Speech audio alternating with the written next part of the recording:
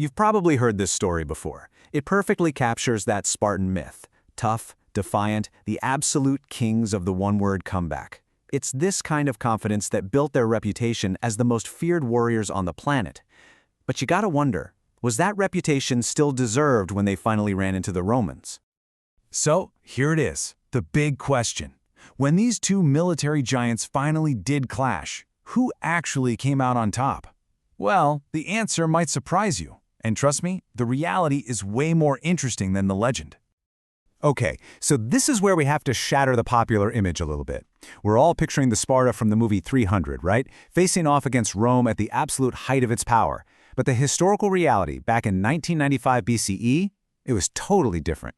What we really had was a fading regional power that decided to pick a fight with the undisputed superpower of the Mediterranean. This was not a clash of equals, not even close.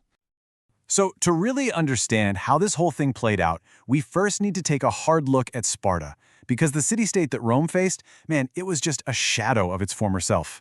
So what in the world happened to the legendary warriors of Greece? Yeah, this timeline right here, it tells the whole story. Sparta was on top of the world in 404 BCE, but the real turning point, the fatal blow, came in 371 at the Battle of Leuctra. That's where the Thebans just shattered the myth of Spartan invincibility. And from that point on, it was just a long, slow decline. By the time Rome showed up, Sparta had been fading for over 150 years.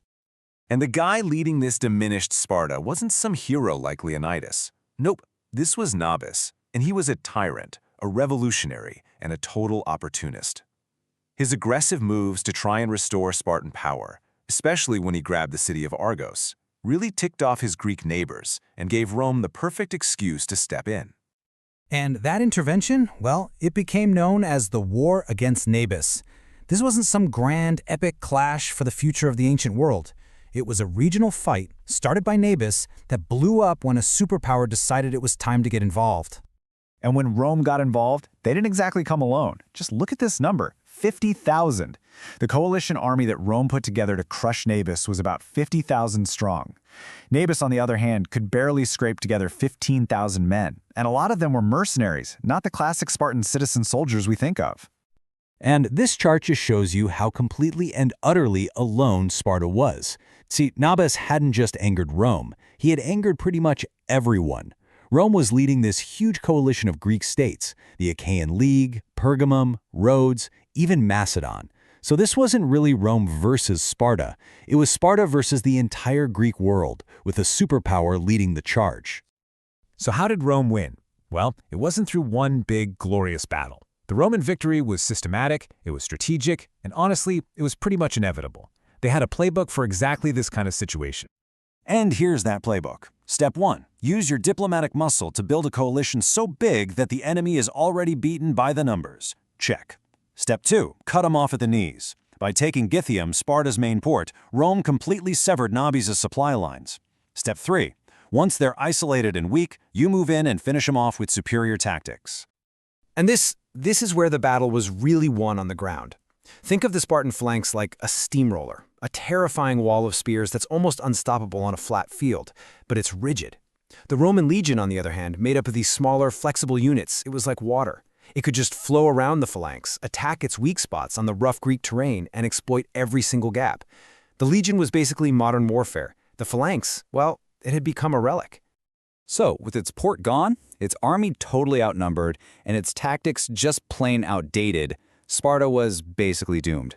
The coalition marched on the city itself, and even though the Romans were masters of siege warfare, they were in for a little surprise. The city, which had never needed walls before, now had them. But it wasn't enough. Facing the inevitable, Nabis surrendered. And the terms of that surrender are actually fascinating. You'd think Rome would just destroy Sparta, right? But no, they didn't even kick Nabis off the throne, at least not at first. Instead, they just surgically dismantled Sparta's power. They took away Argos, stripped it of its coastal towns and its navy, and then slapped it with a hefty bill to be paid over 8 years. And this really gets to the heart of Roman strategy. So why not just wipe Sparta off the map? Well, because a neutralized, weakened Sparta was actually more useful to them. It could serve as a check on other Greek powers, making sure no one else got strong enough to challenge Rome's influence in the area. It was classic Roman divide and conquer. You know, there's this incredible quote from the historian Thucydides, written centuries before Rome even showed up, and it's almost like he saw the future. He basically said that Sparta's fame was way bigger than the actual city, and this war proved him right.